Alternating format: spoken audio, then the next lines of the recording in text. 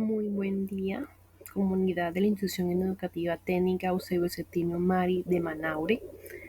El día de hoy tendremos una jornada sobre un tema que ha cobrado especial importancia en nuestro sistema educativo, que es la inclusión, y cómo se han venido llevando a cabo estrategias que nos ayudan a que este gran tema conocido como inclusión sea dentro de las aulas de clase una herramienta que nos ayude a eliminar barreras que tienen nuestros estudiantes para superar esos logros que día a día nosotros tenemos dentro de nuestro quehacer docente.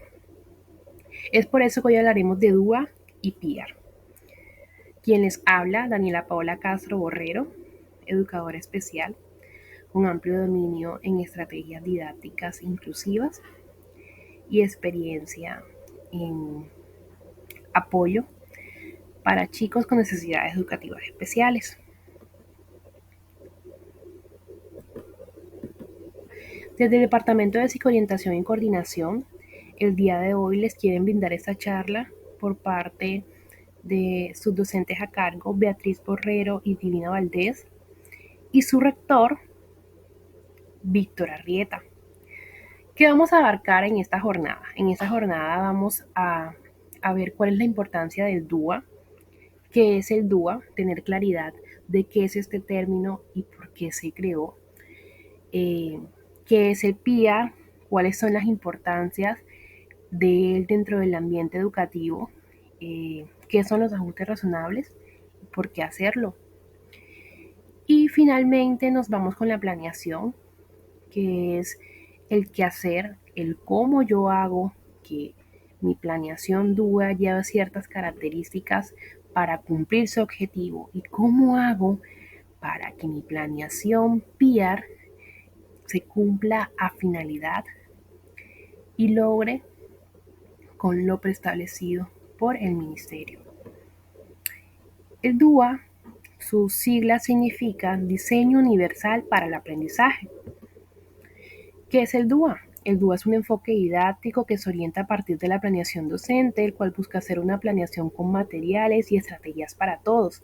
Es decir, que este enfoque didáctico, cuando planeamos, tenemos que pensar en la diversidad de todos.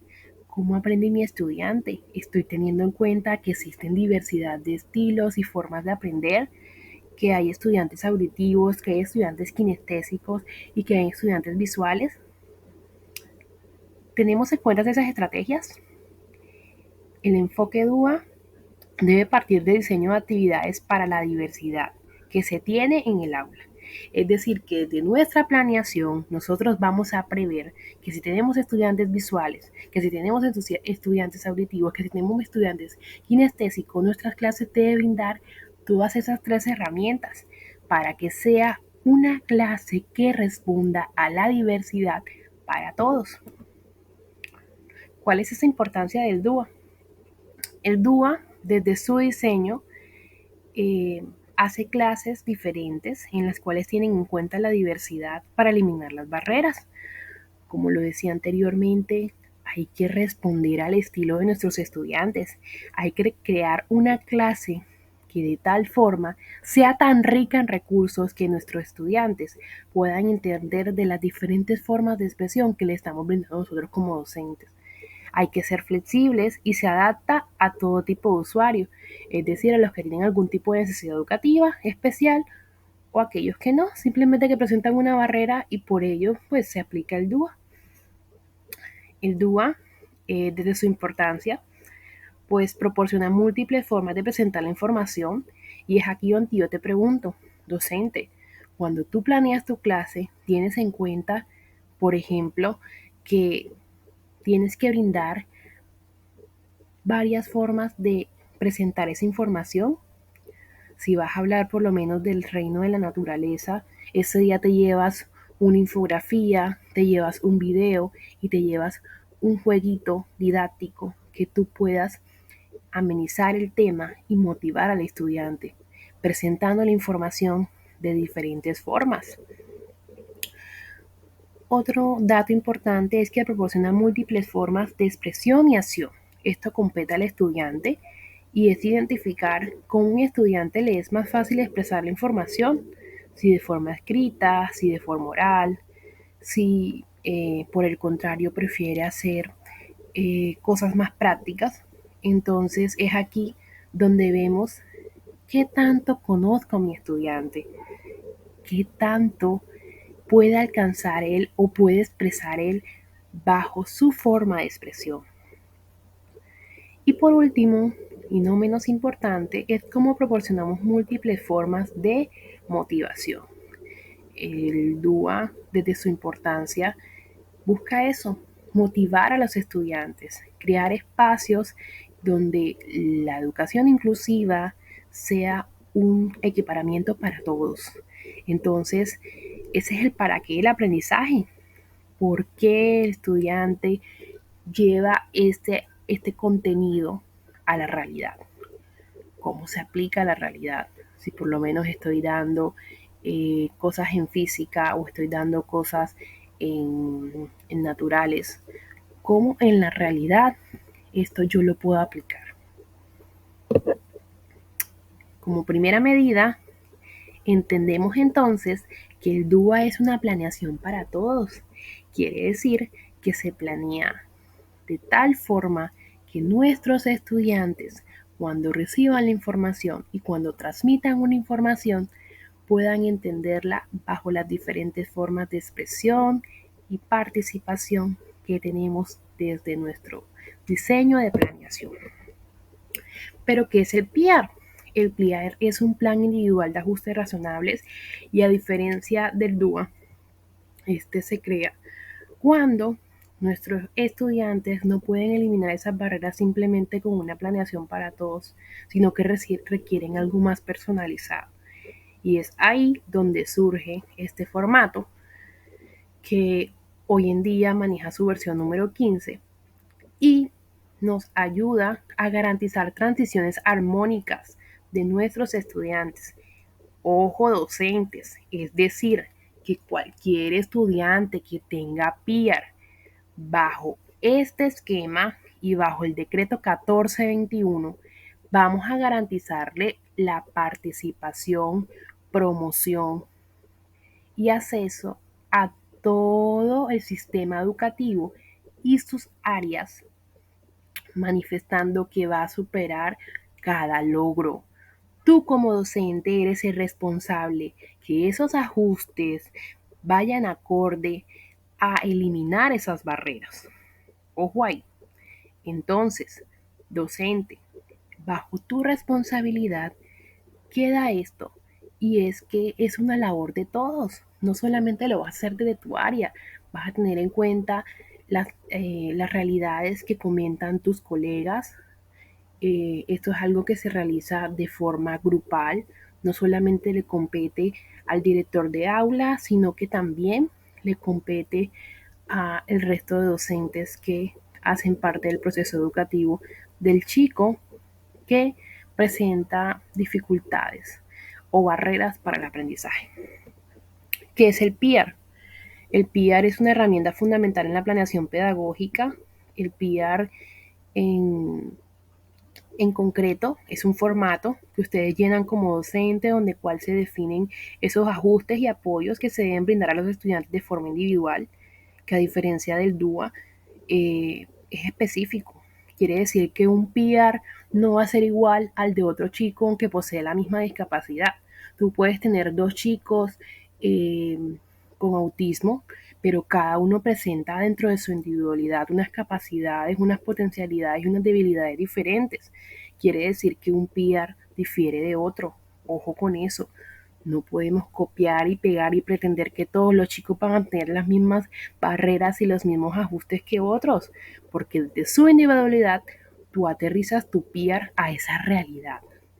Entonces, el PIAR reconoce las características, reconoce esos gustos, esos intereses, esas capacidades y esos aspectos por fortalecer, porque prima esa individualidad como persona.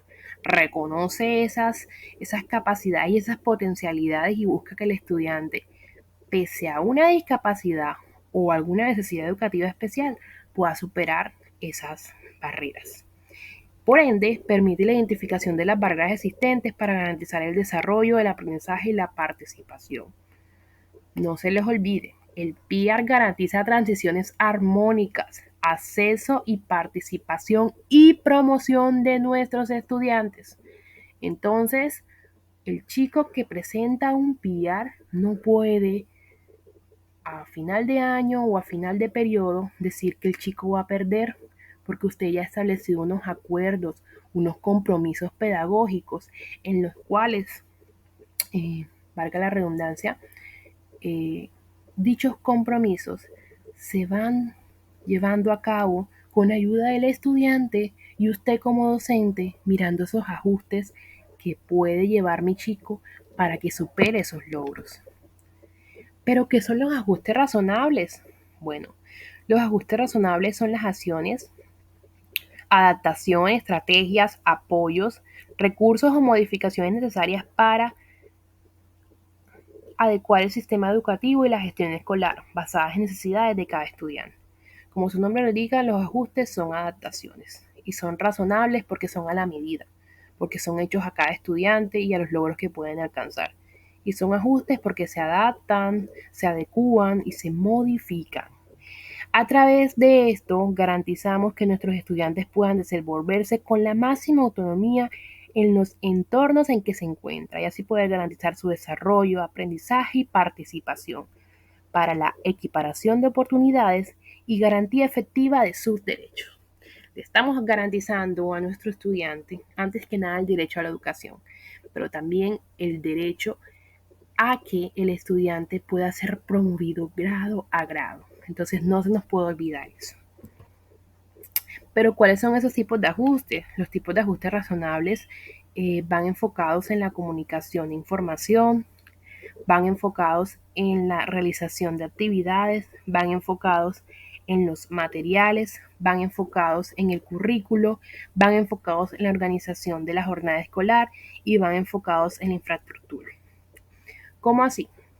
Hay ajustes razonables que van enfocados en la comunicación, que es el uso de sistemas comunicativos y aumentativos, como el uso de pictogramas, como el uso de audífonos, de implante coclear. Bueno, son chicos que su forma de expresión de la información es distinta. Ojo, en los ajustes de la realización de las actividades hay chicos que encontramos que se hace necesario crear actividades multinivel, es decir, que se atienda a la comprensión de actividades que se ajusten a su necesidad educativa especial. Si tú eres consciente que tu chico se sabe las tablas de multiplicar, pero ojo, dentro del proceso de las tablas de multiplicar, él la reconoce, la sabe, pero ya tú vas por el tema de que las tablas de multiplicar van por 3 cifras y al estudiante se le hace un poco difícil, vamos a disminuirle eso y vamos a llegar entonces, si es de 3 cifras, vamos a ponérsela de 2. Cuando tú veas que tu estudiante ha alcanzado ese logro, vamos a avanzarlo y si se la vamos a colocar las de 3. Otros ajustes razonables bastante importantes son en los materiales, como el uso de grabadoras, el uso de monitores, de celulares. Eso varía pues en cada plantel educativo, pero se hace necesario que si nuestro chico requiere una adaptación, puede usar monitor o celular, entonces eso tendríamos que tenerlo en cuenta, pedir un permiso en coordinación. Creo que van a estar prestos a dárselo porque nuestra misión como docentes, queridos docentes, es esa, es garantizar pues que nuestros estudiantes a través de estos recursos también atiendan a ese aprendizaje de forma accesible. Otros en el currículo, ya en el currículo nos estamos refiriendo a objetivos. Estos objetivos tienen que ser alcanzables, tienen que ser razonables a la medida del estudiante, entonces ya ahí mirar las competencias que estamos teniendo en cuenta cuando un estudiante presenta algún tipo de barrera. Otro ajuste razonable de mayor importancia es la organización de la jornada escolar y esto más que todo se refiere a la forma como organizo mi ambiente de estudio, cómo motivo a mis estudiantes, si cambio de escenario, si un día estoy dentro del salón de clase y otro día prefiero, por el contrario, irme al patio. Planeo mis clases con mesas redondas, o con un trabajo cooperativo en grupos pequeños. Entonces armo mi aula de clase por grupitos. Entonces aquí estamos mirando, eh, que la organización de la clase motiva al estudiante. Y un último ajuste es en la infraestructura y los espacios, que ese ajuste pues ya va más enfocado a todo lo que tiene que ver con rampas, baños, espacios bastante amplios, y es más que todo administrativo. ¿Cuáles son esos ejemplos de ajuste? Dar mayor tiempo de respuesta, hacer demostraciones de las actividades a realizar, siempre proporcionar una guía, dar un ejemplo. Si vamos a explicar X o determinado tema, primero decir, esto se podría resolver de tal forma, hacer una demostración. Otro de los ajustes sería fomentar la lectura en voz alta, para que sea una retroalimentación mucho mejor para que el estudiante que se le dificulta de pronto leer a través de este medio, lo estamos ayudando a que retroalimente o escuche desde voz de otro compañero la actividad que hay que hacer. Hacer descripciones y ejemplos muy visuales, evitando términos como aquí o allá. Tener en cuenta que si hacemos una infografía, tenemos que ser demasiado descriptivos para que los estudiantes puedan entender. Otro de los ejemplos de ajustes puede ser que el niño se ubique en un lugar estratégico. Era lo que les comentaba ahorita. Entonces, por lo menos si el chico tiene TDAH y ustedes saben que se distrae con facilidad, es oportuno, mis profes, que no lo coloquemos cerca de la ventana. O si ustedes saben que el chico es demasiado tímido, impulsarlo entonces en un trabajo cooperativo a crear el diálogo y la participación. Y pues por último, promover el uso de audios como una forma de presentar la información, que en nuestros chicos a veces nosotros le damos contenido y ellos comprendieron la información, pero a veces se les hace muy difícil, de forma verbal, compartir esta información con nuestros chicos en el aula. Entonces permitir que ya traigan grabadas esas clases en una realidad, eh, de a veces de chicos de pronto que tienen TDAH y se les dificulta, o chicos que tienen autismo. Entonces vamos a tener en cuenta esta recomendación. Pero, ¿qué son las barreras para el aprendizaje y la participación? Este es otro ítem muy importante, va muy de la mano con esos ajustes. De hecho, pues los ajustes nacen de esas barreras que encontramos en el aprendizaje. Pero miren este término y miren lo que dice. No se enfocan en la discapacidad, sino que se enfocan en las barreras en el aula. Muy curioso. ¿Qué son las barreras para el aprendizaje y la participación? Son obstáculos que se imponen a los alumnos, creándole dificultades para aprender. Se refieren a los obstáculos que se presentan en la escuela. Bueno, ya estamos hablando de algo más exterior, no estamos hablando de la discapacidad como tal. Entonces ya aquí nos damos cuenta de que existen 5 factores: actitudinal, metodológico, social, de infraestructura y comunicativo. Vamos a ampliar un poquito más eso.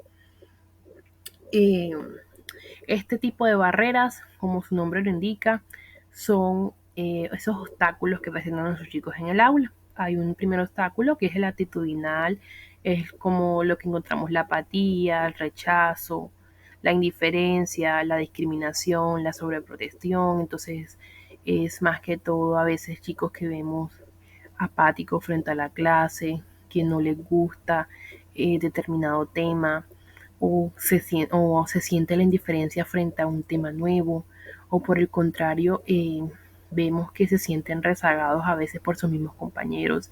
Y esta parte actitudinal es muy importante porque es una parte motivacional. Entonces están bajos de nota, bajos de ánimo, desconcentrados, y es aquí donde vimos una barrera actitudinal. Ya las barreras metodológicas son más del docente. Sí, mis queridos docentes, ya encontramos unas barreras. A veces nosotros los docentes somos unos obstáculos, pero no porque queramos serlo, sino porque a veces no tenemos en cuenta una metodología diversificada. Sé que es difícil crear metodologías que atiendan a la realidad de cada estudiante, pero la diversificación es entender que tenemos diferentes formas de aprender, diferentes estilos y por ende, repito el mismo discurso ahorita, te podemos ofrecer metodologías visuales, auditivas o kinestésicas. Otra de las barreras metodológicas puede ser la ausencia de una enseñanza multinivel. Esta ausencia de enseñanza multinivel es entender que tenemos estudiantes en 3 niveles, unos que comprenden, pero se les hace difícil hacerse un ajuste. El segundo, que comprenden su totalidad y se dejan las mismas actividades y no requiere ajustes. Y el tercero, que es un estudiante que cumple el objetivo, pero puede darnos más. Entonces vamos a tener en cuenta estas 3 realidades. Si generalmente nuestros estudiantes se encuentran en el número 1, que es que comprenden la clase, pero hay que hacerle un ajuste. Entonces, o puede estar en el extremo, cuando existe de pronto una barrera metodológica en un chico, en el nivel número 3, que es que comprende la clase, pero puede darnos más, que son los famosos chicos Asperger, que es un grado de autismo en el cual su inteligencia es demasiado, eh, digamos que alta para cada una de las capacidades o competencias que nosotros le ofrecemos como docentes. Eh, Dentro de estas barreras metodológicas encontramos una única estrategia para presentar y expresar la información, y es aquí donde vemos que los docentes se quedan con por lo menos la famosa clase de tablero o solo un video. Y ojo con eso, porque la metodología debe ser variada, la metodología debe apuntar a las tres formas de expresión: visual, auditiva y kinestésica. O a veces priorizan el trabajo individual, eh, al igual que en DUA, también se hace un trabajo cooperativo en esta parte, entonces es necesario crear esos ambientes cooperativos dentro de las planeaciones y dentro del componente metodológico, no priorizar sobre el trabajo individual, ¿ok? Y dentro de esta parte metodológica también encontramos la rigidez en la evaluación del aprendizaje, que es que nosotros como docentes creamos una única evaluación. Profes, no nos quedemos con la metodología tradicional. Nosotros no solamente trabajamos nuestra forma de evaluación con eh, pruebas escritas. Mis profes, hay pruebas orales. Podemos inventarnos una estrategia de roleplay, de socialización de la información diferente. Y tú evalúas a tus estudiantes con listas de chequeo, con diferentes herramientas, no solamente con la parte escrita, ¿vale? Tenemos una realidad y es otro tipo de barrera, que es la social, y este es el desconocimiento de la discapacidad, que generalmente va marcado, mis queridos profes, porque nosotros somos conscientes de que tenemos un estudiante por lo menos con síndrome de Down o que tenemos un estudiante con autismo, pero dentro de esta barrera encontramos que nuestro estudiante a veces no le gusta socializar, no se quiere parar frente al resto de compañeros a retroalimentar la información, no finaliza ni termina una tarea. Entonces vemos aquí que al desconocer cuáles son las características propias de la discapacidad, pensamos que es el niño que es así, o el niño no es así. Sus características o condiciones causadas por su discapacidad lo hacen ser así. Entonces hay que tener mayor conocimiento, hay que empezar a investigar, hay que empezar a indagar. Y esta es una de las mayores barreras que encontramos en nuestra aula de clase. Entonces empezamos a colocarle etiquetas. Ay, el estudiante inquieto. Ay, ahí viene el que no se sienta en la silla. Ay, ahí viene el jodón. O sea, perdón por la palabra, pero es que a veces como docentes eh, creamos etiquetas a nuestros estudiantes que no deberían ser las correctas. Entonces, hay que ir cambiando el discurso. Eso también hace que nosotros también creamos bajas expectativas en nuestros estudiantes y no queremos eso. Queremos creer siempre tener buenas expectativas y creer que el estudiante que tenemos antes que nada es persona y reconocer lo que él puede hacer.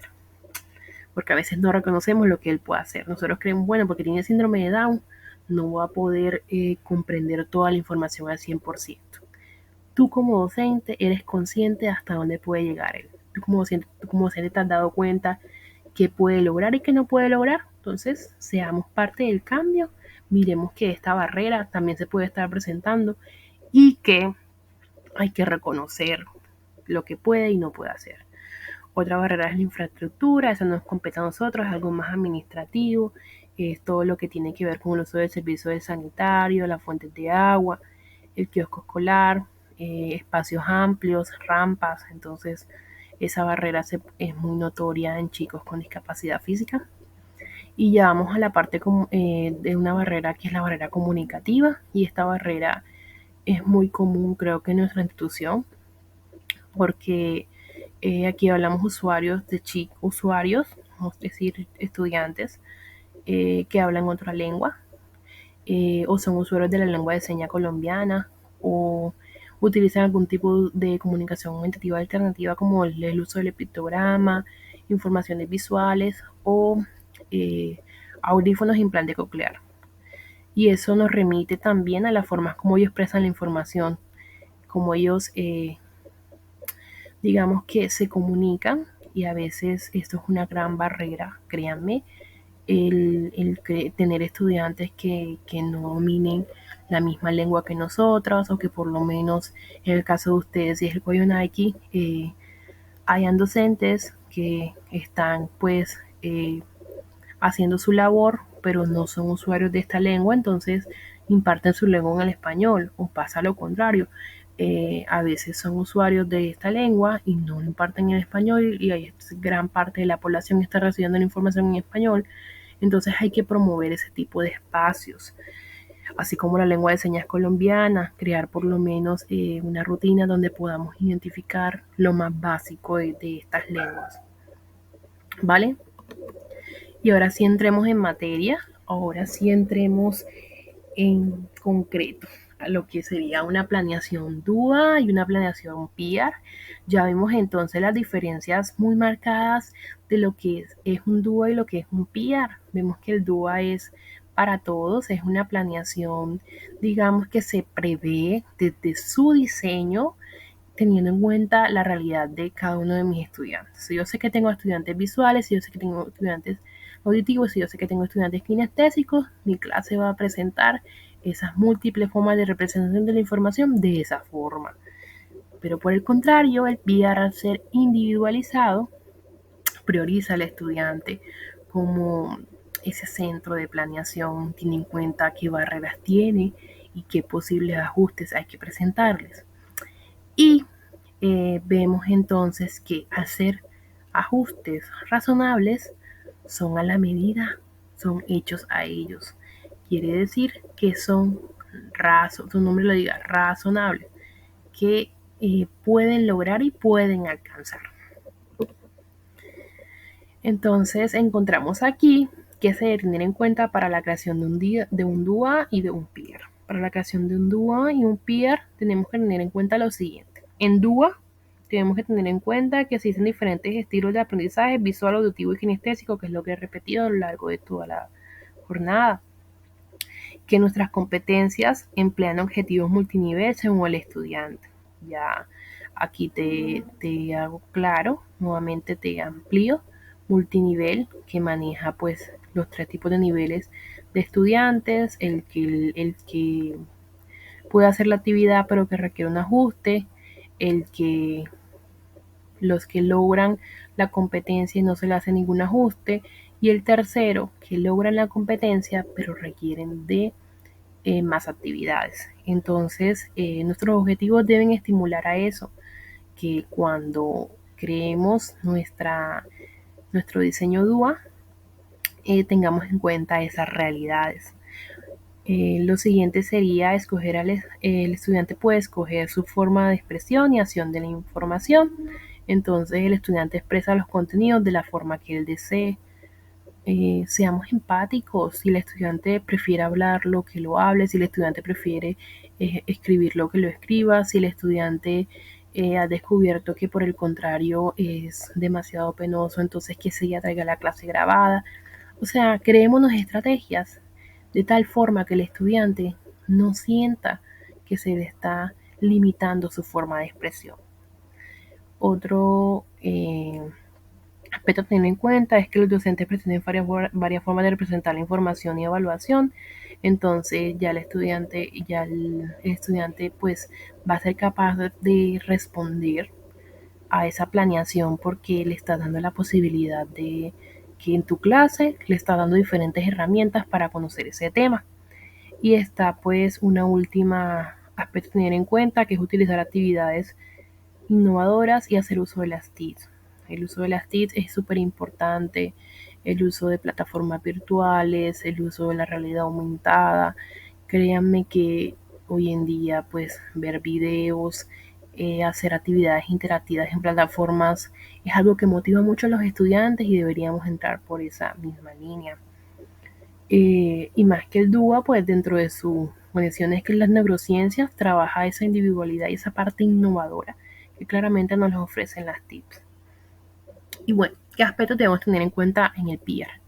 Miren que el DUA es algo más del docente de crear todas esas posibilidades de expresión, representación de la información y variabilidad en objetivos.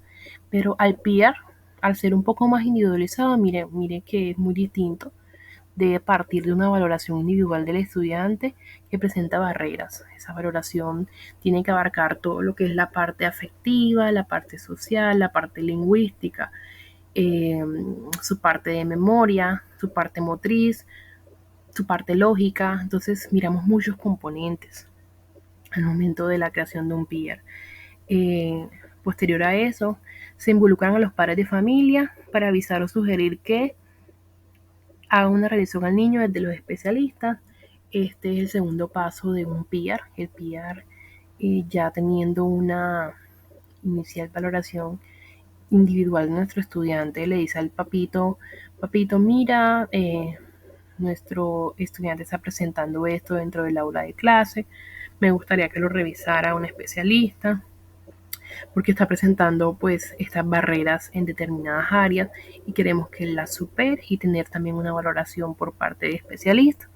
Después de esto, de hacer esta reunión con docentes, viene una segunda parte que es necesario reunir a los docentes, donde se les pregunte el caso del estudiante y si amerita o no un plan individual. Porque es aquí donde nos damos cuenta de que si el docente de ciencias naturales, de ciencias sociales, de español y de matemáticas se reúnen y se dan cuenta que ese estudiante también presenta ciertas dificultades dentro de su área, amerita un PIR.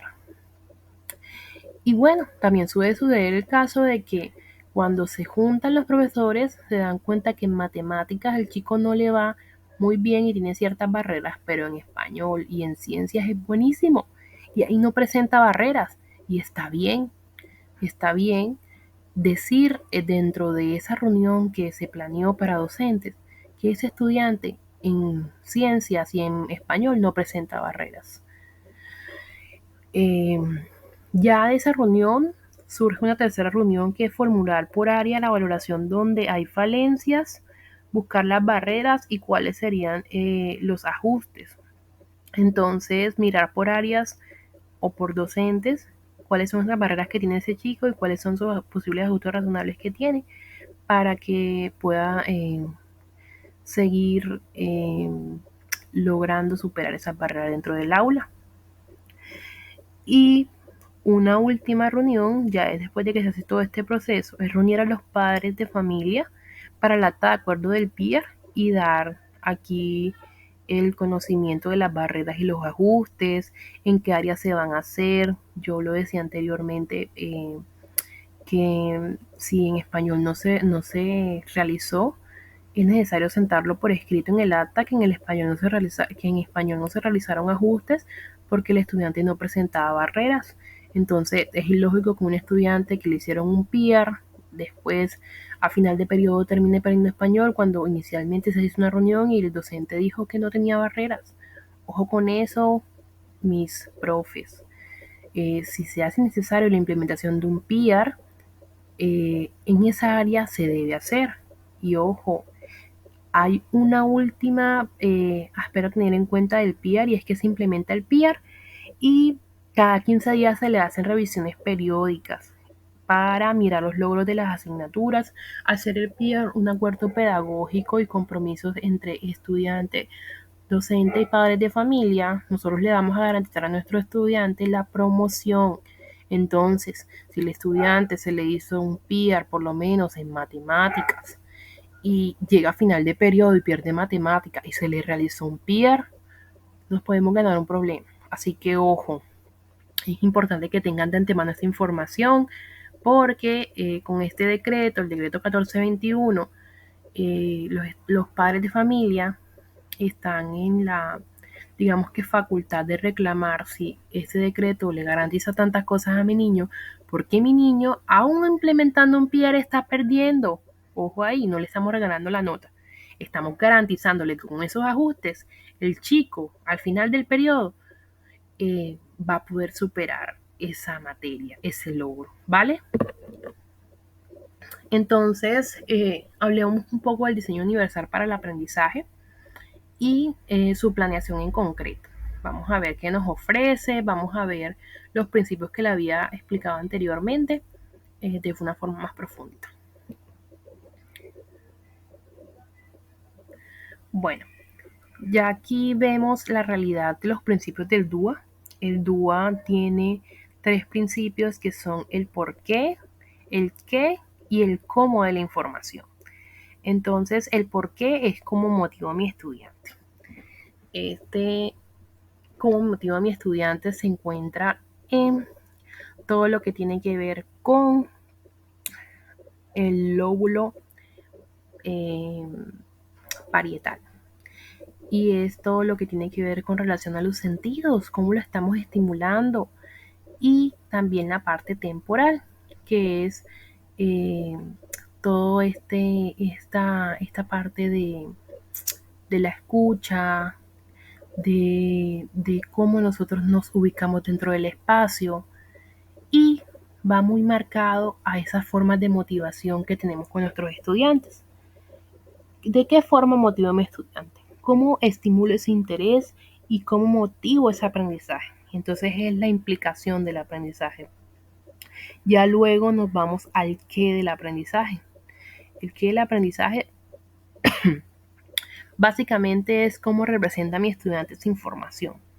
¿Cómo está representando al estudiante la información? Que es cómo el estudiante presenta esa información, si tiene la habilidad, por ejemplo, para hacer escritos impresionantes, para crear obras de teatro, para hacer unas excelentes revistas. Entonces aquí estamos descubriendo cómo representa esa información. Y es también propio del lóbulo temporal y parietal. Ya aquí en nuestra última principio es el cómo del aprendizaje y básicamente nos ubica en todo lo que nosotros tenemos como funciones ejecutivas, que es el lóbulo frontal. Entonces este lóbulo nos hace la invitación a cómo nosotros tomamos decisiones, a cómo nosotros recibimos la información, cómo la captamos. Entonces se refiere a esas estrategias que nosotros implementamos para que el estudiante pueda socializar la información. Entonces, aquí hacemos uso de que se reconoce al estudiante que puede expresar la información de múltiples maneras. Y el que también va muy de la mano con el docente, cómo representa esa información para que el estudiante lo pueda entender a la perfección. Entonces vemos aquí que múltiples formas de implicación lo que busca es activar una red neuronal en la cual podamos nosotros, digamos que mirar toda esa parte emocional en cuanto a las tareas y por qué se aprende. Se debe tener en cuenta entonces, mis queridos profes, que se debe priorizar la motivación ante todo, proporcionando de múltiples formas de poder acceder a la información. Y para ello debemos captar el interés de nuestros estudiantes, procurar la autorregulación.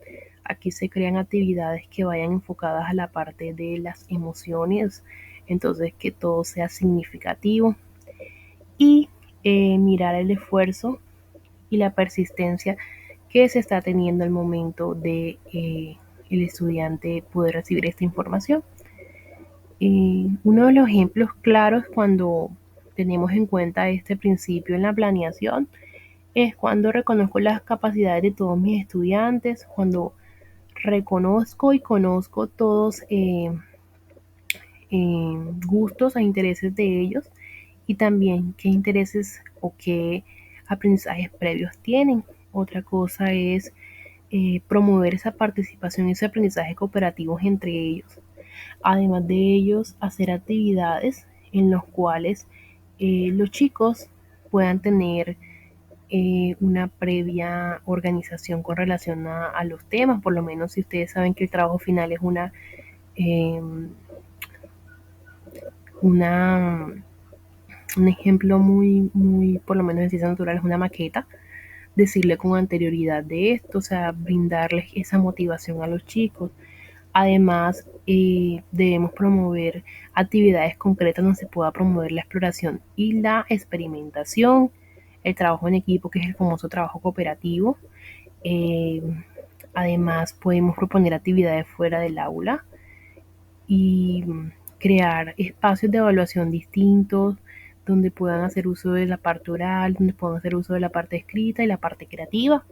Y también cómo hago yo el uso a mis estudiantes de la reflexión, cómo reflexionan ellos con determinado tema y además fomentar la resolución de problemas y la creatividad.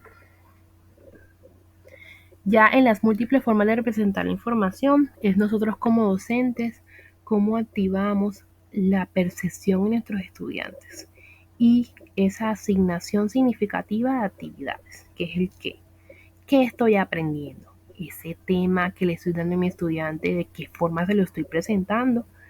Tengo en cuenta que en su entorno existen diferentes formas de información como visual, auditiva, táctil y kinestésica, que dentro de este principio se hace necesario mirar cómo se percibe la información según cada estudiante, cómo se comprende y qué lenguaje y símbolos estamos teniendo en cuenta. Entonces, esta primera parte en la práctica pedagógica se ve de la siguiente forma. Cuando usamos letras, imágenes en formatos accesibles y creamos entonces flashcards y creamos entonces aquí ya unas infografías bien bonitas donde se presenta la información o unas diapositivas. Además hacemos uso del contraste del color.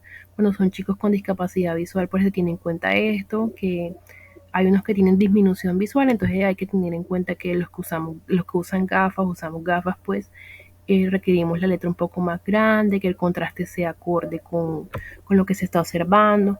También se hace necesario en esta parte hacer el uso de texturas, colores, formas para mostrar la información y explicarla, buscar animaciones, hacer uso de PowerPoint o Canva o diferentes herramientas que ustedes sientan que les va a apoyar a los estudiantes. Um, Implementar simulaciones que son los famosos ejemplos, o sea, un ejemplo de cada actividad que vamos a hacer.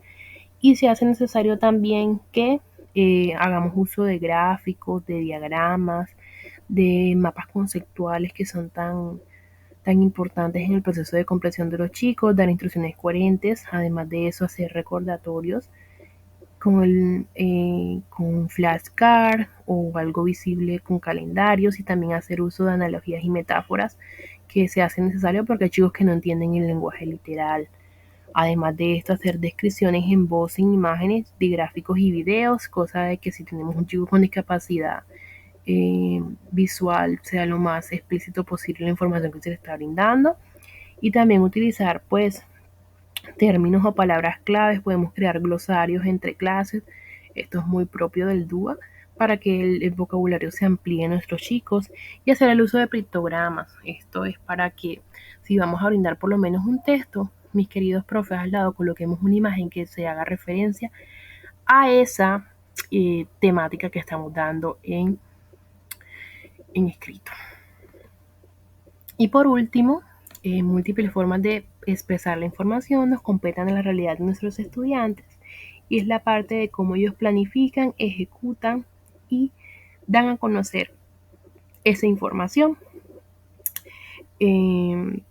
Pues es el cómo del aprendizaje, cómo, cómo, cómo lo ejecuto, cómo lo puedo expresar, cómo lo puedo aplicar.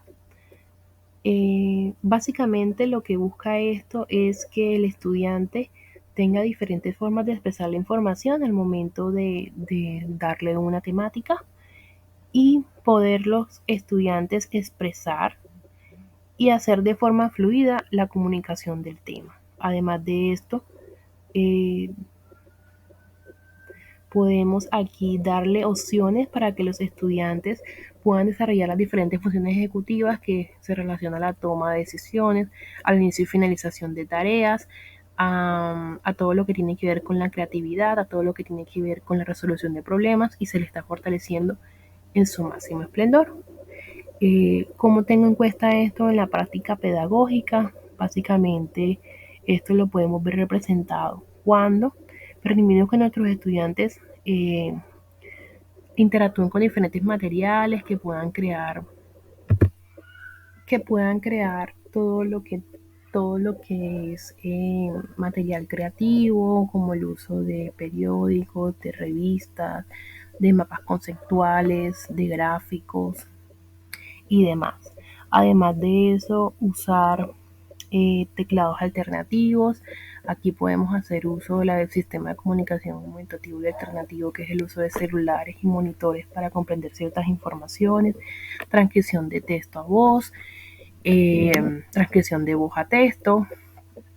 También aquí podemos implementar las rutinas de pensamiento, que es crear como especie de un diseño de cartelera donde los estudiantes puedan prever las rutinas de cosas que tenemos que hacer en el día.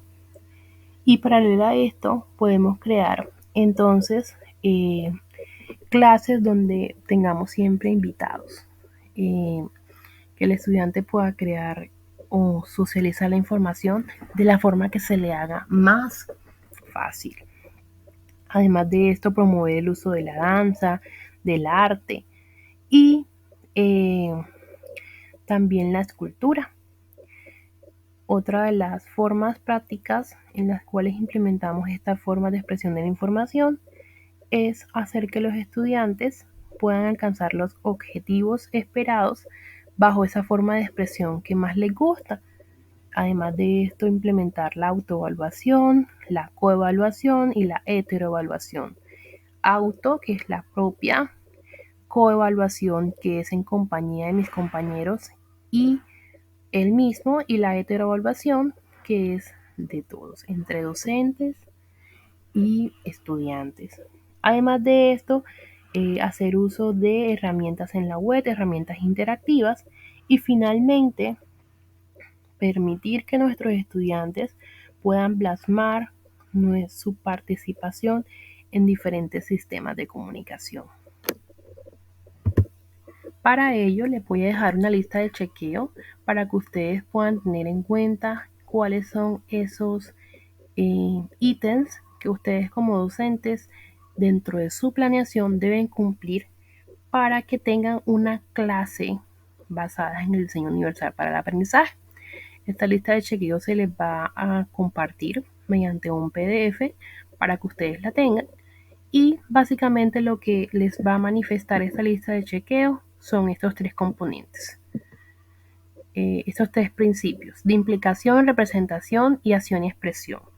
Entonces cada uno va a ir enfocado a esa realidad y tú como docente, si dentro de tu planeación estás teniendo en cuenta eso, vas a marcar un sí o un no y te vas a dar dando cuenta si estás planeando bajo el esquema DUA.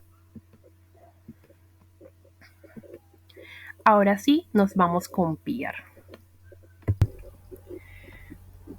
Para la planeación del PIER tenemos que tener en cuenta los siguientes instrumentos. Primero, el formato PIER. Lo estás manejando en dos versiones, en la versión número 14 y en la versión número 15. La más actualizada es la versión número 15. Les voy a compartir el Word con el respectivo formato del PIAR para que tengan conocimiento de cuál es el formato que hay que llenar.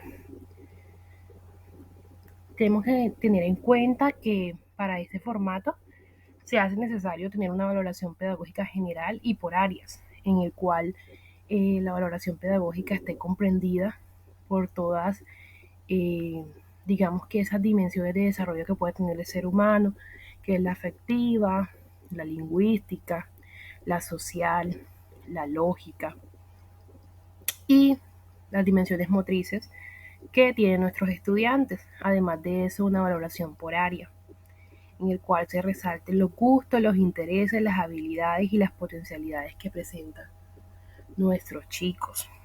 Posterior a eso, otro insumo que se debe tener en cuenta para esta valoración es una entrevista con padres y docentes sobre el caso a implementar, para establecer esos acuerdos de cuáles son esas barreras que están presentando nuestros chicos y sus posibles ajustes.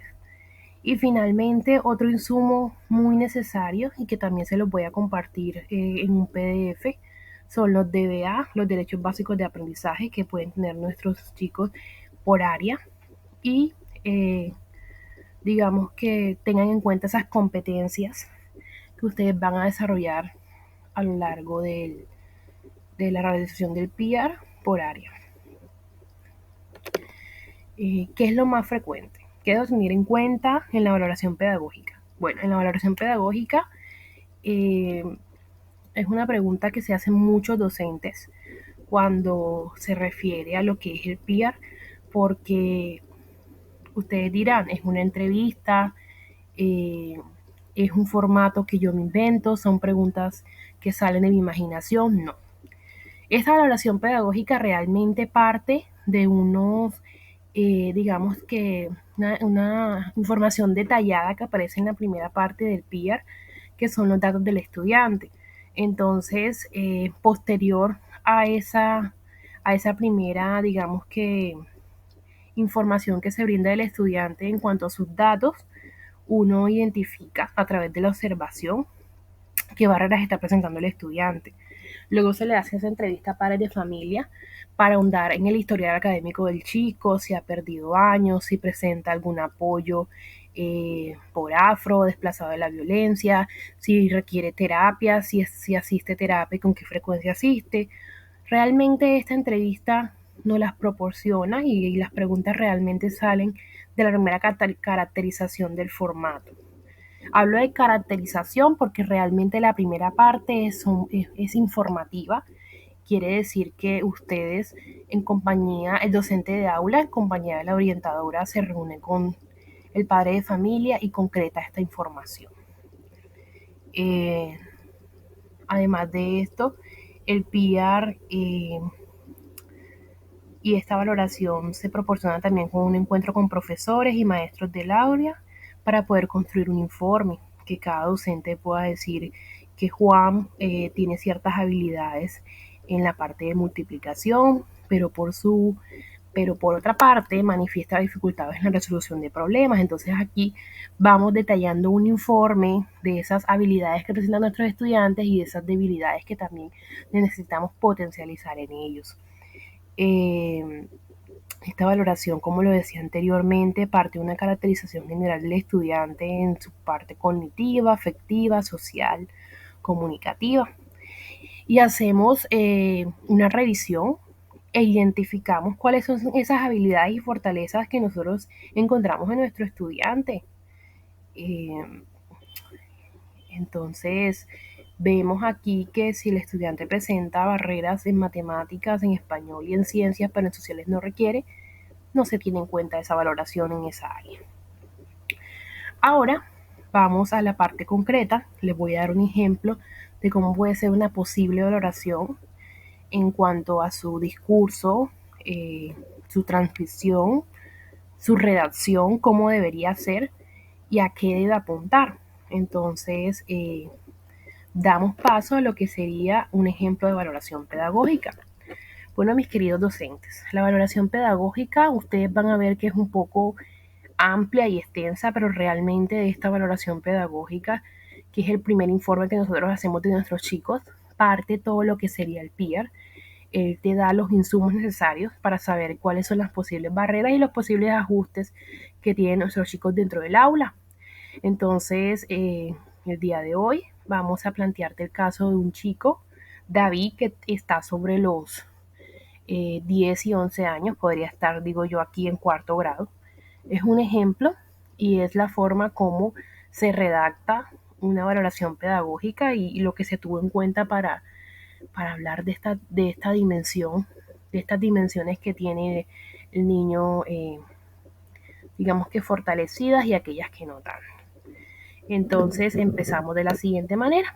Esta primera parte es la descripción general del niño. Se destacan sus gustos, intereses, habilidades, fortalezas en sus dimensiones, debilidades y demás. Entonces, miremos esas dos primeras páginas que vamos a encontrar un ejemplo de esta valoración pedagógica. Dice que David es un niño detallista de los objetos, muy observador, demasiado organizado y ordenado. Posee una estructura compleja en sus rutinas, orientado a la rutina, disciplinado. Tiene una característica muy marcada, la cual es honestidad y transparencia en su vida diaria y en todo tipo de situación. Es un niño que muestra pasividad en la interacción dentro del aula de clase, quiere decir que no interactúa mucho. En ocasiones manifiesta cierto nerviosismo o dificultad de ansiedad en la interacción social. Este es un componente social, quiere decir que el niño cuando se enfrenta a trabajos grupales le genera mucha ansiedad. Ante frustraciones o cambios de rutinas inesperadas, reacciona con llanto y a veces se tira al piso. No es frecuente que haga llanto y tampoco que dure mucho, pero es esperable que ante las frustraciones el niño presente este tipo de características. En la mayoría de los casos busca aislarse o esconderse. Este niño generalmente cuando siente frustración se le da por aislarse o simplemente esconderse. En cuanto a su dimensión de memoria auditiva, posee una gran memoria auditiva, así como una gran pasión hacia la lectura de libros y el saxofón. Eh, Aquí podemos notar que su afinidad es hacia los libros y el saxofón, o sea que tiene una muy buena memoria auditiva y además de eso le encanta fortalecer su dimensión visual. Es un niño bastante receptivo, dulce y tranquilo. No pelea con sus compañeros por las cosas y cede cuando se le anticipa que debe entregárselas. No obstante, cuando se le llama la atención con firmeza, suele reaccionar con una conducta de balanceo, ecolalias o presenta movimientos estereotipados cuando se le retira algún elemento que está usando o se le cambia de rutina. Bueno, aquí vemos que este chico, esto es propio de una conducta de un chico con autismo y encontramos entonces a nuestro niño aquí que si se le quita algo empieza a hacer movimientos repetitivos con alguna parte de su cuerpo, a balancearse, presenta trabas en la parte oral, que son las ecolalias, y entonces encontramos a un chico que cuando se le llama la atención suele reaccionar de esa forma. Entonces hay que ser un poco más asertivo con este chico cuando empleamos esta parte de los regaños o correcciones. Debe ser de una forma muy asertiva. Eh, Cuando desarrolla las actividades, sus procesos atencionales son fluctuantes y se le dificulta fijar la mirada, tanto en actividades como en las personas. Entonces suele a perderse muy fácilmente. Para nosotras, de pronto maestras, es muy importante también recordar que el uso de colores que nosotros estamos implementando o llevando en las aulas de clase también puede hacer que nuestros niños pierdan la atención o por el contrario se concentren. Por lo menos los chicos con autismo, cuando eh, hay colores demasiado fuertes o rechinantes, esto hace que su atención se desvíe muy fácilmente. Entonces, a veces con nuestra misma ropa podemos hacer que nuestros chicos no presten atención. Un datico importante a tener en cuenta. Adicionalmente, aunque el lenguaje oral se le dificulta mantener una conversación y dar muestras de necesidades a nivel semántico y pragmático. Semántico es toda la parte de significados y ya pragmático cómo lo aplica en su cotidiano. Se le dificulta hacer inferencias, deducciones, quiere decir que el chico, si se le pone a hacer una comparación, si se le pone a hacer una deducción, si se le pone a hacer de pronto un cuadro comparativo se va a demorar un poco más porque no tiene el nivel de inferencias alcanzado. Adicionalmente hay un lenguaje oral, pero se le dificulta mantener una conversación. Bueno, eso ya lo sabíamos. Se le dificulta la planeación, la experimentación por ensayo y error. Entonces, ojo, ojo aquí porque esta experimentación es necesariamente cuando damos unos ejemplos y el chico, pues ya lo vimos anteriormente, se frustra. Entonces, esta ensayo y error para ellos va a ser un poco frustrante, pero nosotros tenemos que estar ahí animándonos en el proceso de aprendizaje. Sus padres señalan que es un niño inteligente. Esta parte hace parte de la entrevista que surgió de los padres y aquí estamos mostrando esos intereses, esas expectativas que tiene el padre hacia el niño. Sus padres señalan que es un niño muy inteligente, con muchas habilidades para la lectura y retención de la información asociada, aunque le cuesta expresar opiniones frente a los demás. Eso está claro, el chico arriba presenta ansiedad para hablar en público, poca interacción, entonces eso lo tenemos claro hasta el momento. Destaca que desde los 2 años empezó su fascinación por el saxofón, ya arriba lo mencionaban, junto con el gusto por los libros, y que pasa mucho tiempo en el celular escuchando a quienes lo tocan, viendo videos sobre el tema y utilizando aplicaciones asociadas. Entonces, una gran forma de pronto de hacer recesos o cambios entre clases para que su foco de atención sea mayor y despertar ese interés atencional podría ser crear estos espacios de videos de saxofón o el uso del saxofón donde el niño pueda sentir que la motivación se está activando. La familia no ha podido comprar un saxofón todavía, pero cuenta con una flauta que toca con gran destreza. Eso a nivel de valoración de dimensiones, de lo que observamos como maestro de aula y lo que los docentes manifestaron de este chico en la clase y sus padres. Pero ya una valoración pedagógica a nivel de áreas, hay que ver con qué aprendizajes cuenta el estudiante. Entonces, si este chico, ponle tú, tiene 10, 11 años, está en grado cuarto, un ejemplo, va a tener ciertas dificultades en unas áreas, entonces vamos a ver cómo se haría esa posible redacción. Dice que en cuanto a ciencias naturales, se le facilita hacer descripciones cortas, cuando se le presentan imágenes y objetos que debe tocar o manipular. Entonces, el material en concreto es súper importante en las ciencias naturales porque el niño le gusta hacer descripciones y cortas. Sin embargo, no es muy tolerante frente a sonidos fuertes, olores y sabores, lo que les decía ahorita. Eh, Al igual que los colores que son importantes para llamar o desviar la atención, los sonidos fuertes, los olores y los sabores también pueden causar ese mismo efecto. Eh, Asimismo, tiene una facilidad para comprender el uso funcional de los objetos cotidianos, pero solo responde de forma monosilábica. Es decir, que si nosotros vamos a crear una prueba y la prueba dice,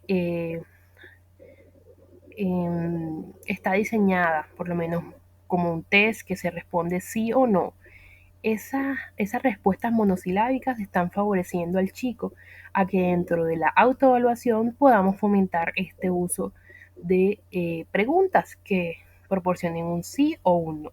A su vez disfruta la interacción con elementos de la naturaleza y se mantiene en observación más tiempo con sus compañeros, pero al preguntarle sobre sus características no siempre responde o lo hace con palabras sueltas. Entonces quiere decir que el estudiante enfoca su atención, identifica lo que está viendo, pero cuando le empezamos a preguntar las características, no lo hace de forma correcta o lo hace con palabras sueltas, pues ya sabemos que su interacción es de una forma monosilábica, entonces no lo va a hacer por frases. Pero ya en ciencias sociales vemos que el docente en su informe dice que están haciendo un proceso de representación del esquema corporal, orientación espacial y reconoce las partes de su cuerpo, que son básicas cuando se le pide. Sin embargo, en algunas ocasiones se rehúsa a seguir la indicación. Entonces, las instrucciones a veces de forma oral se les hace muy difícil seguirlas. Entonces, se hace necesario hacerle una demostración directa o mostrarle una imagen asociada. Entonces, es decir, que esa gran memoria auditiva que tiene nuestro chico aquí a veces se pierde. Entonces se hace necesario hacer uso de flashcards, de imágenes, para que se guíe y pueda alcanzar esa instrucción que le estamos dando. En términos de ubicación en el espacio, esto lo hace sin dificultad, pues está acostumbrado a hacer recorridos por los lugares como medida asociada a la anticipación y tiene muy buena memoria visual. Bueno, es de resaltar, como decíamos anteriormente, que tiene una gran memoria auditiva y una gran memoria visual, entonces hay que fortalecer estos dos espacios.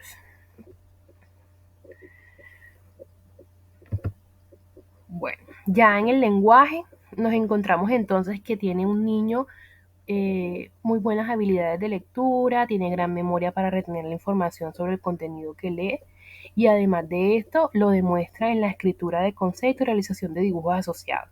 O sea que su memoria visual está divinamente y es capaz de realizar diagramas, dibujos y, material creativo que nos permita a nosotros evaluar a nuestro chico. Una vez de terminar de leer, que lo hace de forma muy autónoma, por iniciativa propia, porque en su casa lo enseñaron a hacer desde temprana edad, eh, suele hacer este tipo de interpretaciones de esa forma, como les mencionaba anteriormente. No obstante, se le dificulta explicar el contenido de lo que lee con sus propias palabras, entonces ya hablábamos de que no tiene buena inferencia anteriormente, entonces no es capaz de comparar, no es capaz de tener ese sentido semántico y pragmático completo, entonces no crea conclusiones ni alternativas.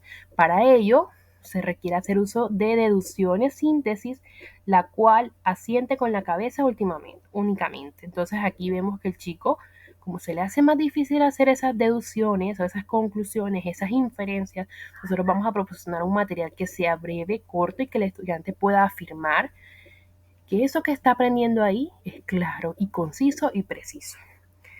En cuanto a su lenguaje no verbal, encontramos un estudiante que no reconoce los códigos sociales ni significados. Recordemos que tienen dificultad en su parte semántica y pragmática. Entonces, esto lo manifiesta con ciertos movimientos corporales o gestos como sinónimo de su ansiedad frente a esta incomprensión.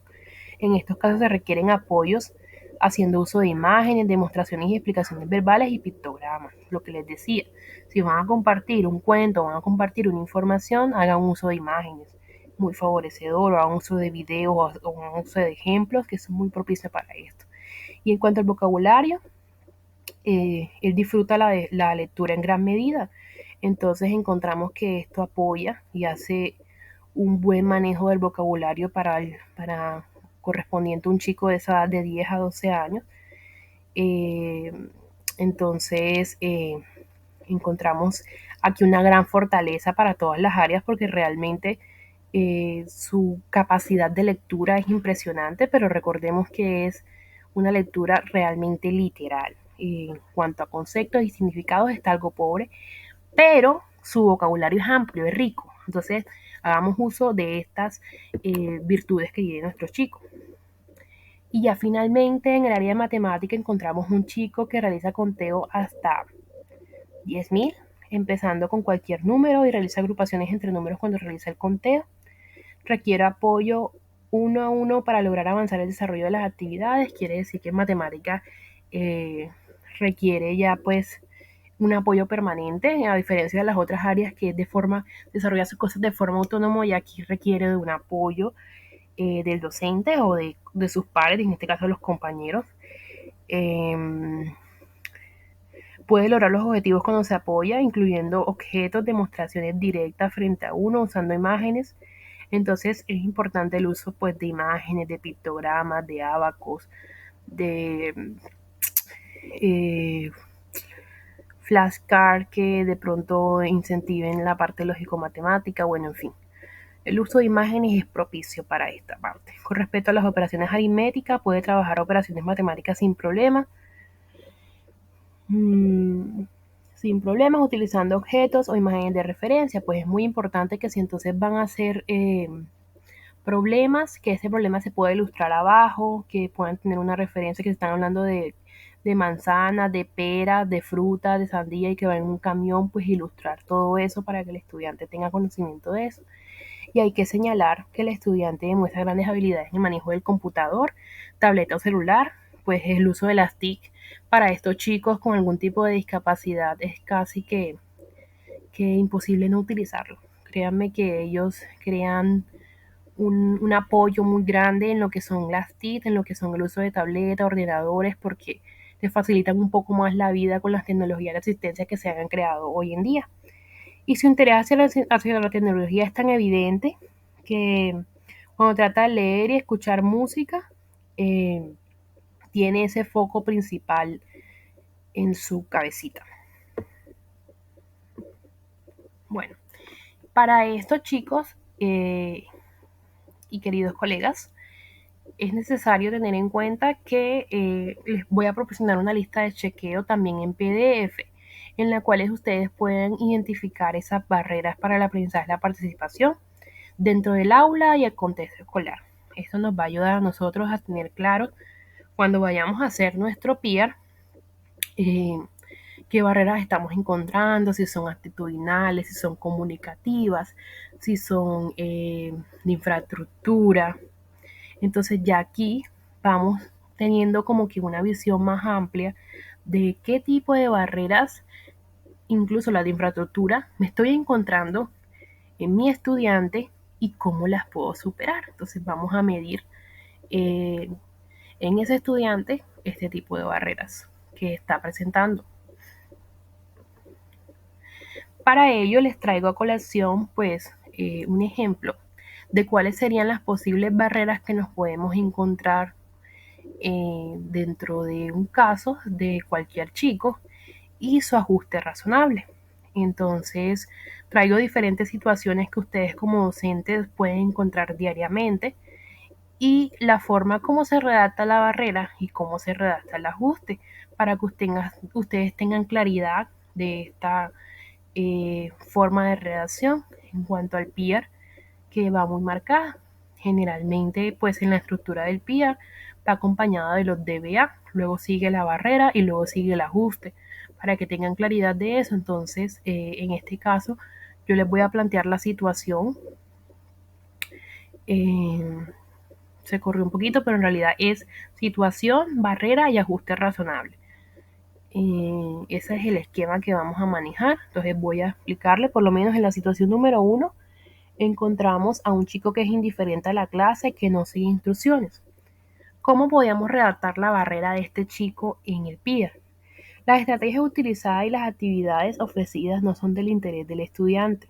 Las variables emocionales que se presentan en el estudiante generan poca atención, desconcentración y apatía por aprender. Entonces no nos estamos enfrascando en cómo es el estudiante, sino que las estrategias ofrecidas no son del interés de él y que hay algo que nosotros le estamos presentando que le está causando esa apatía o desconcentración por aprender. ¿Cuál es el posible ajuste para este chico?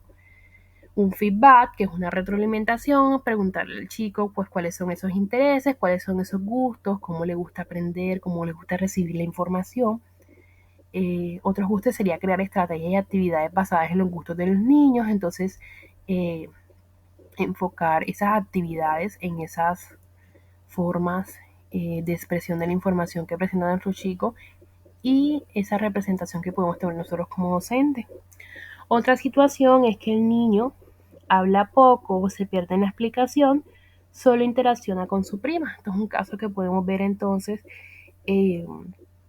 donde la barrera se redacta de la siguiente forma. No existe en la didáctica estrategias que permitan trabajar sobre el reconocimiento del estudiante con base en discapacidad intelectual. Pues este chico está claro que tiene una discapacidad intelectual. Entonces, estamos creando actividades o didácticas en las cuales no estamos reconociendo la discapacidad que él tiene, o sea, la estamos excluyendo. Entonces, no estamos teniendo en cuenta que cuando hacemos la redacción de objetivos o cuando hacemos la creación de actividades, simplemente estamos haciendo la actividad por hacer y no se está teniendo en cuenta esa enseñanza multinivel que les hablaba anteriormente. ¿Cuál sería el ajuste para esta barrera? Implementar la enseñanza multinivel con el nivel de aprendizaje basado en los andamios que permite la recordación. Recordemos que es un niño que al tener discapacidad intelectual, su recordación va a ser baja.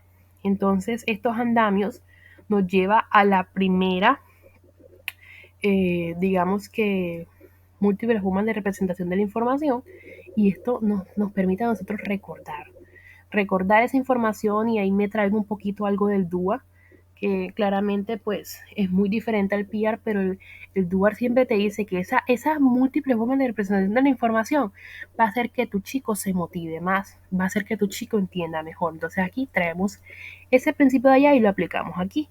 Además de eso, utilizamos apoyos visuales e información previa.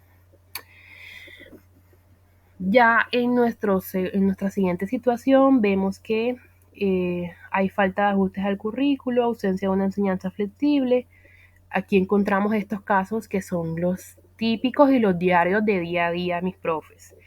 En que nosotros tenemos muchas etiquetas y decimos, ay, el chico que no copia, el chico que no comprende, que no le gusta leer. Entonces encontramos la situación de chicos que se les dificulta escribir, no comprenden, tienen trastorno de ansiedad, no trabaja en clase, se le dificulta comunicarse con los demás, no se comunica con los docentes, entrega cosas a medias, no termina las actividades, mejor dicho, encontramos aquí que el chico no está manejando un nivel atencional adecuado. Y vemos aquí que las barreras no es el chico, ojo, no podemos colocar en nuestra barrera que se le dificulta escribir, que se le dificulta leer, que tiene trastorno de ansiedad, no, porque no estamos en nuestra barrera. Recordemos que son obstáculos del exterior, no son obstáculos de la discapacidad del niño. Entonces miremos, no existen en la didáctica estrategias que permitan abordar otras formas de representar la información. En este caso no existen estrategias ni visuales, ni auditivas, ni kinestésicas que aborden esa información que tiene para dar los docentes. No cuentan con el sistema de comunicación aumentativa y alternativa, como es el uso de pictogramas, como es el uso de implante coclear. Entonces, al no contar con esto, no puede expresarse de la forma que tiene que hacerlo o según sus intereses. Un ajuste razonable para ello sería trabajar desde la planeación para evitar ajustes al currículo, modificando el nivel de dificultad según el verbo utilizado. Eh, este nivel de dificultad nos habla mucho de la taxonomía de Bloom, que nos habla de esos verbos que tienen nuestros estudiantes para alcanzar contenidos conceptuales. Por lo menos los verbos del saber, que competen netamente a todo lo que prioriza contenidos, a cómo reconoce esas capacidades académicas funcionales, es preciso abordarlo desde esa enseñanza multinivel y crear variedad de estrategias para expresar la información. Cuando nos referimos a los verbos utilizados, esto es muy importante porque recordemos que las competencias nacen a partir de unos verbos, de una taxonomía. Entonces, para chicos que tienen dificultades en la parte de la comprensión, que se les dificulta inferir, analizar, contrastar, es necesario entonces crear diferentes objetivos que puedan alcanzar estos chicos ese logro. Y hay que trabajar estos verbos sobre lo que me puedo ofrecer desde lo cognitivo.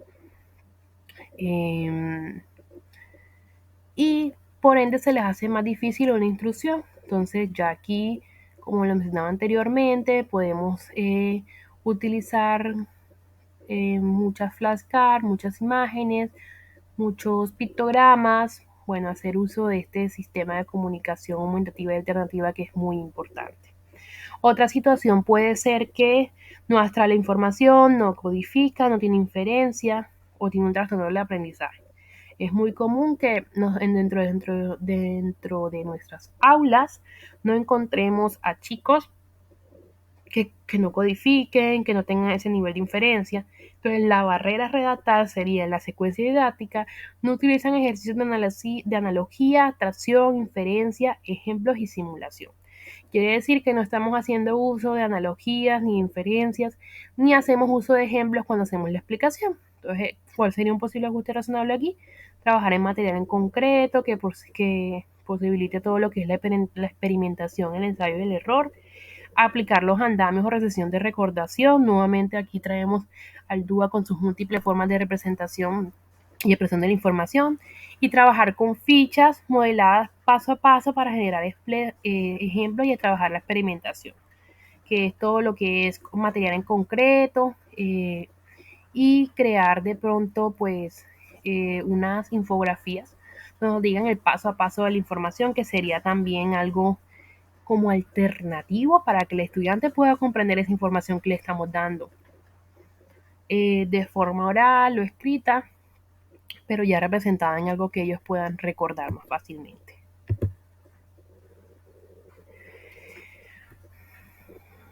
Listo, entonces encontramos aquí que otra de las situaciones que vemos es que no siguen las instrucciones, no toma en cuenta lo que la profesora indica, no mira los ojos, puede presentar un posible TDAH. Entonces ya aquí no nos vamos a centrar en que el niño tiene TDAH, ni que no tiene en cuenta las instrucciones, ni que no mira los ojos, ni que no responde, no.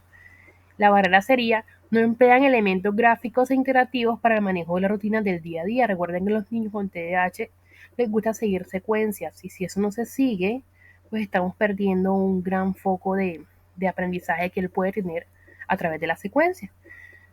Por ende, otra barrera pues sería hacer secuencias de actividades, así como el manejo de normas o transiciones. O sea, que no se emplean. Sería: no hace secuencia de actividades.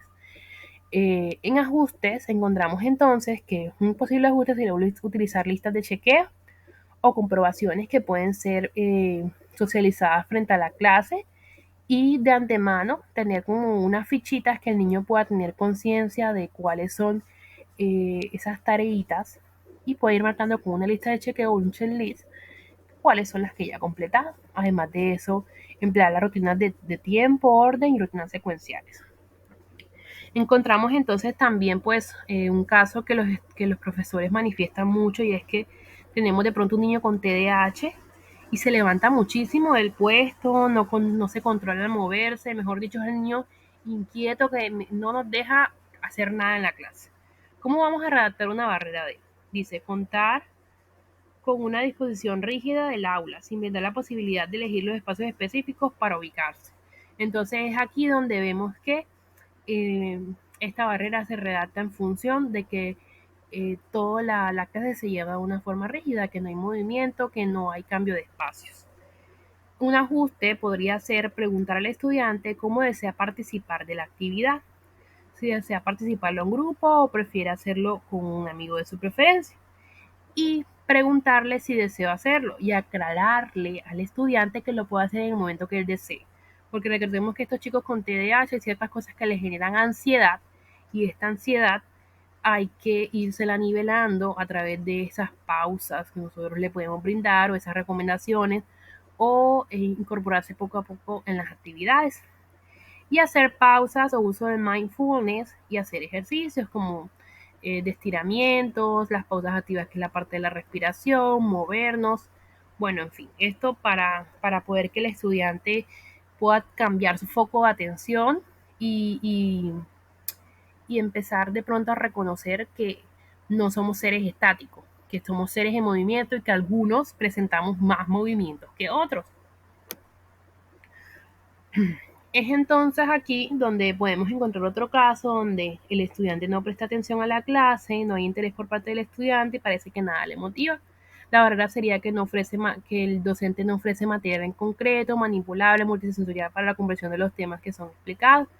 Por su parte, el ajuste sería un feedback, la retroalimentación, preguntarle al niño cuáles son sus gustos, intereses, habilidades, utilizar un material innovador y emplear el uso de las TIC, material 3D, realidad aumentada. Eso es muy importante. Otra situación que podemos encontrar es que nosotros como docentes priorizamos el trabajo individual para que logre su concentración. Pero recordemos entonces que una barrera puede ser buscar que todos los estudiantes participen en actividades grupales. Eh, Hay que dejar a un lado ese trabajo individualizado y crear espacios que permitan que los andamiajes sean construidos entre todos. Entonces, es propicio en los ajustes colocar el aprendizaje cooperativo, actividades con diferentes formas de representación en información, que ya hemos venido trabajando ese tema pues a lo largo de la jornada. Eh, Además, otra situación puede ser que tiene comportamientos de oposicionista desafiante. Esto es propio de un chico con TDAH, no sigue instrucciones, no hace caso, discute con sus compañeros, bueno, en fin. Este chico es el que a nivel convivencial presenta muchas dificultades. Entonces, ¿cómo se redactaría esa barrera?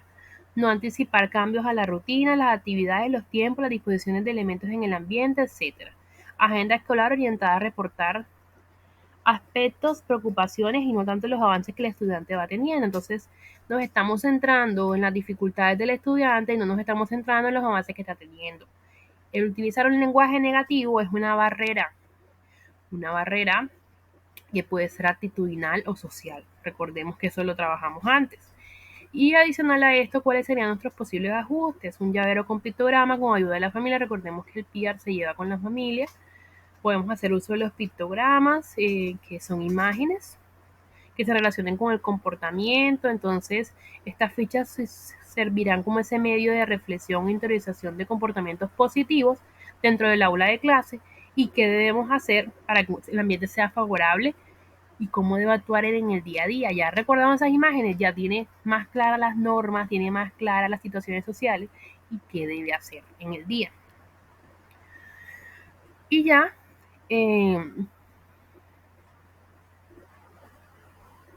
encontramos entonces